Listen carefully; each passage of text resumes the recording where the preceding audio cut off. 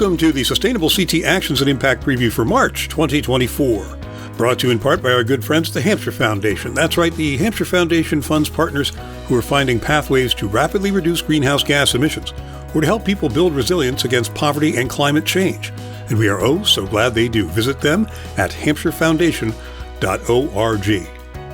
Oh yeah, Sustainable CT is actively seeking a new executive director. My goodness, the new director will have the opportunity to lead an inclusive, innovative, and collaborative statewide organization that is a catalyst for the sustainability movement in Connecticut.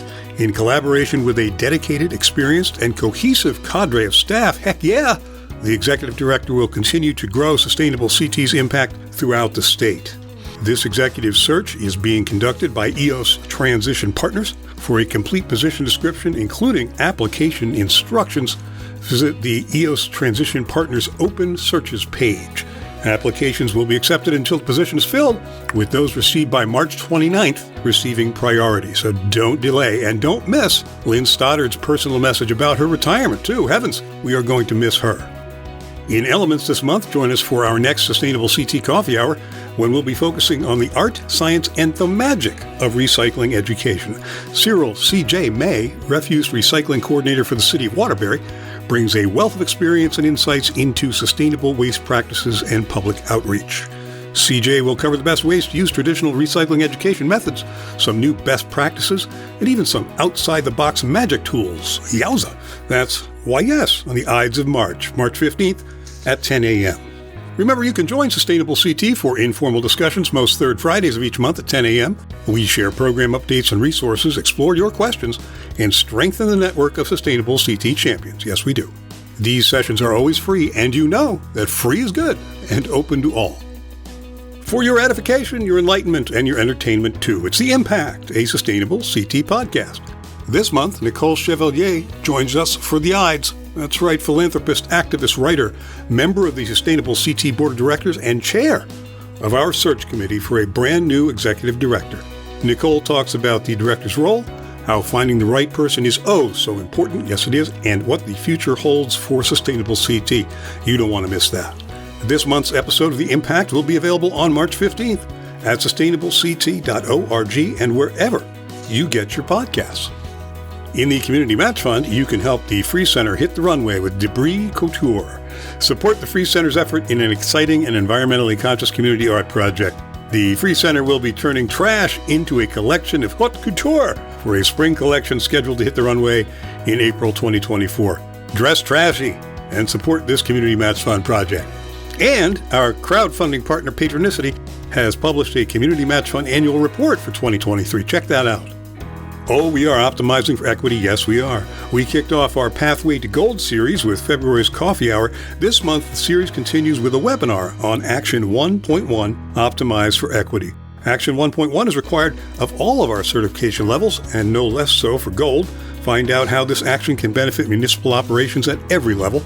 Hear about Action 1.1 success stories, and have the opportunity to ask questions of Sustainable CT staff who will be on hand to guide you on the pathway to gold.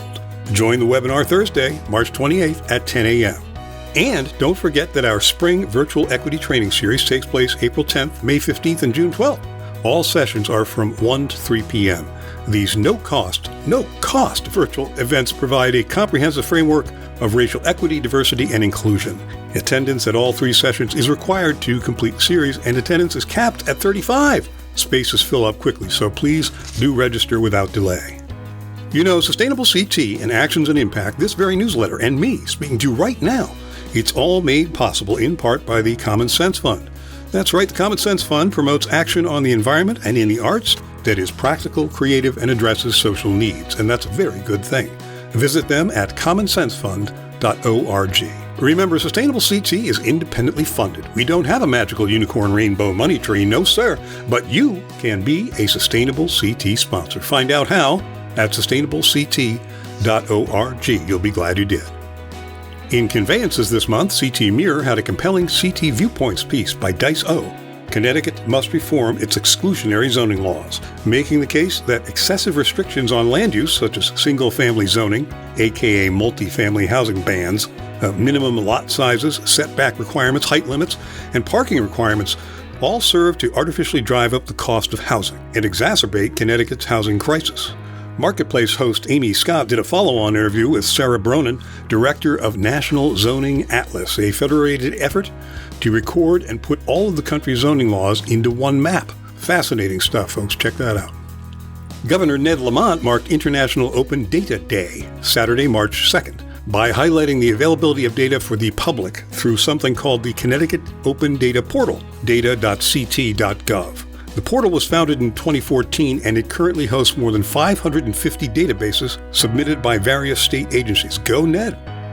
The town of Vernon intends to place a highly qualified intern in its Planning and Development Office to assist with the implementation of sustainable CT action items. We like the sound of that, Vernon.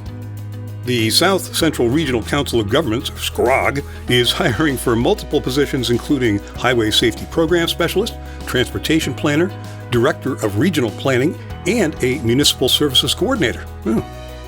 In our chronology section, where time waits for snowmen, the Connecticut Nonprofit Alliance, aka the Alliance, is reminding us that there are several legislative listening sessions taking place in March. On Wednesday, March 6th, 8 to 9 a.m., with Representative Kerry Wood at Dream Cafe in Rocky Hill.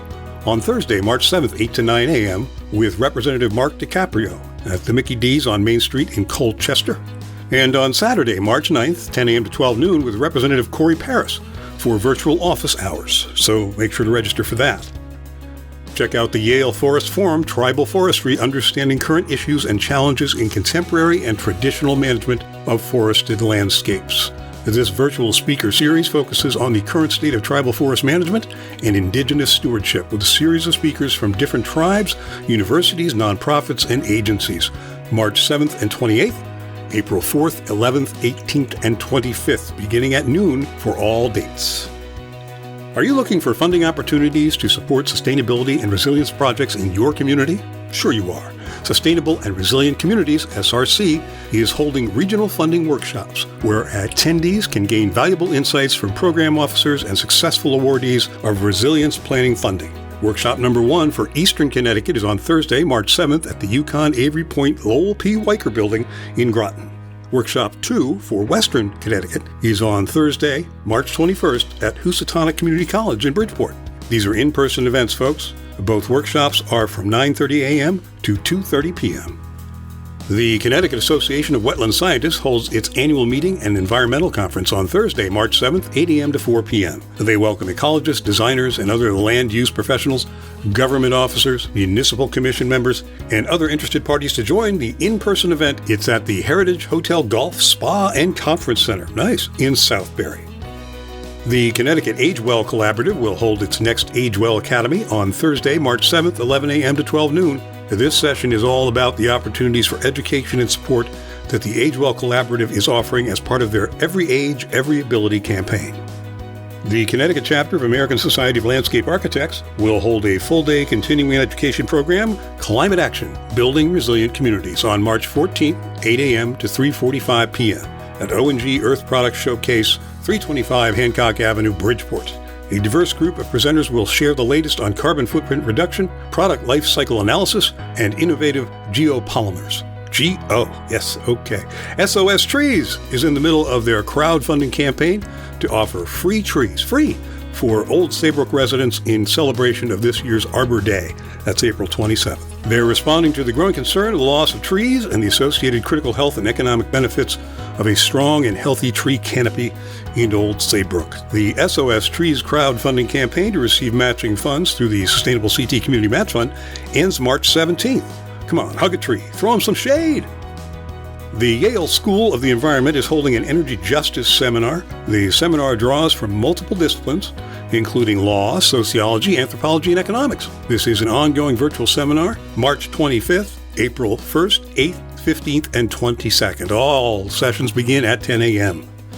It's scholarship season at the Community Foundation of Eastern Connecticut. That's right, our friends at the Community Foundation of Eastern Connecticut hear firsthand how students' lives are changed by the financial support that scholarships provide. As students plan their future, they can help. Visit the CFEC website to learn more about the scholarships they offer and apply. The application deadline is May 1st, 2024. And we have a last word or two about deadlines. The spring certification deadline, to be exact, Yes, spring is in the air, almost, and with it arrives our 2024 spring certification deadline, April 10th at noon. You can do this. Remember, answers to your questions are just an email away, info@sustainablect.org. We hope to be able to share unofficial certification results by the end of May.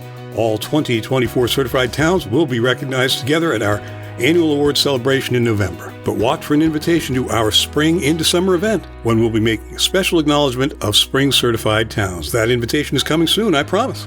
And you can read all about it in this month's exciting edition of Actions and Impact, the official Sustainable CT newsletter. Accept no substitutes. Do yourself a favor and subscribe. And you can do that where spring is always in the air at sustainablect.org.